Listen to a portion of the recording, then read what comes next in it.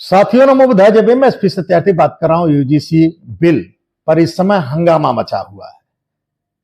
कुछ लोग इसके विरोध में उतर आए हैं, अब बहुत से लोग इसके सपोर्ट में भी हैं, लेकिन वो सपोर्ट वाले सड़कों पे नहीं है, क्योंकि सपोर्ट वाले कभी सड़क पे उतरते नहीं है, विरोध वाले सड़क पे उतर गए हैं।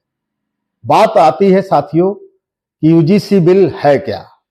वास्तव में मैं आपको बताना चाहता हूं कि यह बिल किसी जात, किसी धर्म, किसी व्यक्ति के विरुद्ध नहीं है। यह उन पागलों के विरुद्ध है जिनको लगता है कि हम ज्ञानवान हैं और दूसरे लोग बुद्धिहीन हैं, यानी एससी ओबीसी के लोग बुद्धिहीन हैं। जिनको ये लगता है कि हम उच्च जाति हैं और वो नीच जाति हैं, हम टैलेंट ऊपर से लेके आए हुए हैं, यानी पैदा होते ही टैलेंट वाले बनते हैं, ऐसे लोगों के विरुद्ध है, सबके विरुद्ध नहीं है। तो साथियों आइए हम बात करते हैं। ये बिल एससी ओबीसी एसटी जिनको आए दिन सामना करना पड़ता है, बुद्धिहीन कह के आरक्षण के तहत आए हैं, ये नीच जाति हैं, ये झाड़ू लगाने लायक हैं, ये भैंस चराने लायक हैं, ये कपड़ा धोने लायक हैं, ये जो है हल चलाने लायक हैं, ये खेती किसानी कर सकते हैं, यूनिवर्सिटी में कैसे आ सकते हैं, कैसे पढ़ा सकते हैं, ऐसे पागलों को खिलाफ ये बिल है। और इसी के नाम पे जब वो शोषण करते हैं, जातीय अत्याचार करते हैं, जातिगत भेदभाव करते हैं, उसी के खिलाफ ये बिल है। वैसे तो ये बिल पुराना है, लेकिन कुछ नियमों को संशोधित करके ये लाया गया है। ये लाया गया तो इसी पे हो हंगामा, हल्ला मचा हुआ है।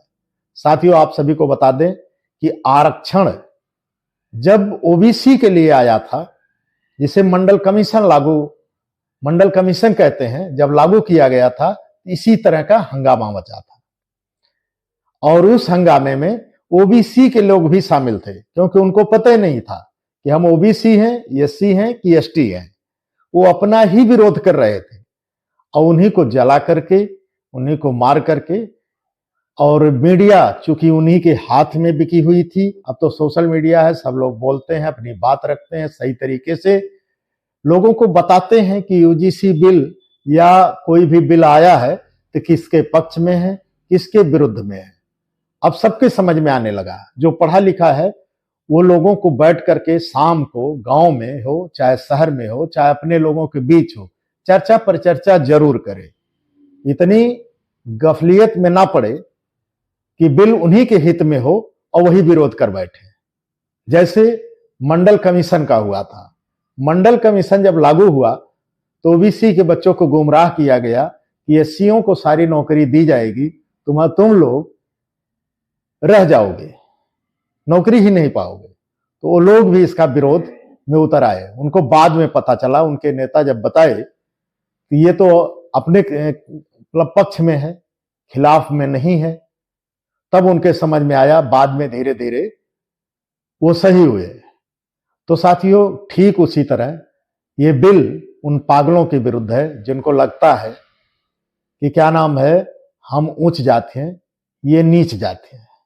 इस तरह का करके भेदभाव करते हैं यूनिवर्सिटी में, चाहे कर्मचारियों के साथ हो, चाहे छात्रों के साथ। तो साथियों जो बिल लाया गया है, क्या वास्तव में सही रूप से काम करेगी? उन विकृत मानसिकताओं का कान ऐंठने का काम करेगी? उनके अंदर समता, सत्यता, बंधुत्व, भाईचारा भरने का काम करेगी, या फिर खाना पूर्ति? क्योंकि आप सभी को मैं बता देना चाहता हूं, जब बाबा साहब डॉक्टर बी.आर. अम्बेडकर संविधान का मसौदा तैयार करके संविधान सभा में प्रस्तुत कर रहे थे, उस समय किसी ने पूछा क्या भारत के लिए क्या सही साबित होगा, भारत के लोगों के लिए? तो उसमें बाबा साहब ने एक उत्तर दिया। वो लाजवाब उत्तर था, निरुत्तर था, उसका कोई जवाब नहीं था। बाबा साहब ने कहा कि अच्छा से अच्छा संविधान अंततः बुरा साबित होगा यदि उसको अमल में लाने वाले लोग बुरे होंगे। फिर उन्होंने उसी बात को कहा कि बुरा से बुरा संविधान अंततः अच्छा साबित होगा यदि उसको अमल में लाने वाले लोग अच्छे होंगे। तो साथियों, उसी तरह कोई भी बिल आता है, यदि उसमें जो सदस्यीय टीम बनाई जाती है वो न्यायपरक हो, ईमानदारी से काम करे, तो शायद समता संतता बंधुत्व भाईचारा या विकृत मानसिकताओं के लोगों का कान ऐंठने का काम करे और समता संतता बंधुत्व भाईचारा ला सके। क्योंकि आप सभी को मालूम है कि उसमें सरकारी पदाधिकारी होते हैं जो सरकार के अधीन होते हैं, न्याय करेंगे तो ट्रांसफर के लिए तैयार रहें, और पद के लोलुप बैठ जाते हैं उस पे, और क्या न्याय करेंगे, वो अपना पद बचाते हुए फिरते हैं। क्योंकि आप देख रहे होंगे संसद में बैठे हुए सांसद, विधायक या मंत्रिमंडल में मंत्री बना दिए जाते हैं, जैसे सरकार चल रही है उनके मंत्री बना दिए जाते हैं। वो कहीं पर SC ST के खिलाफ हो रहे अत्याचारों के, SCओं के खिलाफ अत्याचार जो होते हैं उनके विरुद्ध बोलते नहीं है, संसद में नहीं आवाज उठाते हैं।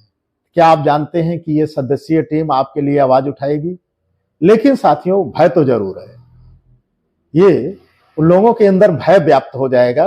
अब वो लोग इस तरह का अत्याचार, अनाचार, दुराचार नहीं कर पाएंगे यदि ईमानदारी से काम हो। बाकी आप लोग इसका सपोर्ट करिए और ये लागू होना चाहिए।